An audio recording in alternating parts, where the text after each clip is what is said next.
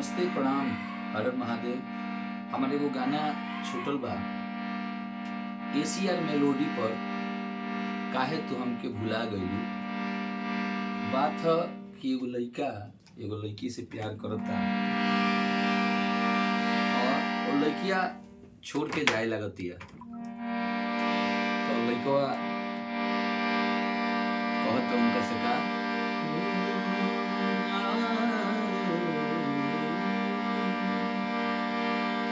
खाके क्रिया छोड़ फिक्रिया, काहे तू हमके भुला गइलू। जी नहीं पाइबे तोहरा बिना, हमके पागल बना गइलू। जी नहीं पाइबे तोहरा बिना, हमके पागल बना गइलू। खाके क्रिया छोड़ फिक्रिया, काहे तू हमके भुला गइलू।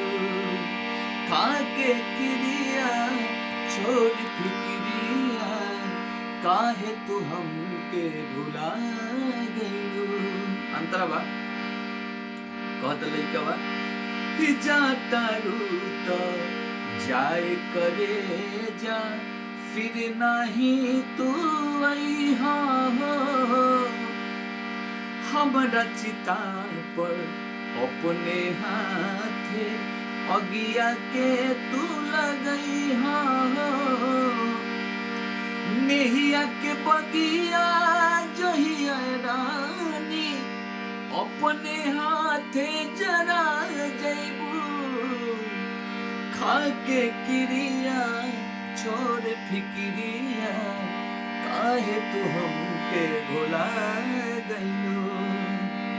दूसरा अंतरा बा कि तोहरा प्यार में भइनी पागल, लोगवा कहेला रवारा हो।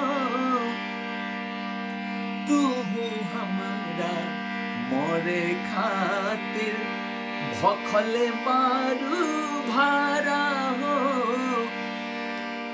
अपना प्यार के अपना हाथे शमशान तू बैठा जइबू। खाके क्रिया छोड़ फिक्रिया, काहे तू हमके भुला गइलू। खाके क्रिया छोड़ फिक्रिया, काहे तू हमके भुला गइलू। आगे बा रंजित पर मुझके दिलवा दिहलू, तू ही तो जलाई हो। अमित तिवारी के संगमा तू करतारू सगाई हो। प्यार में पागल भइल बानी, छोड़ के तू परा जइबू। खाके क्रिया छोड़ फिक्रिया, काहे तू हमके भुला गइलू।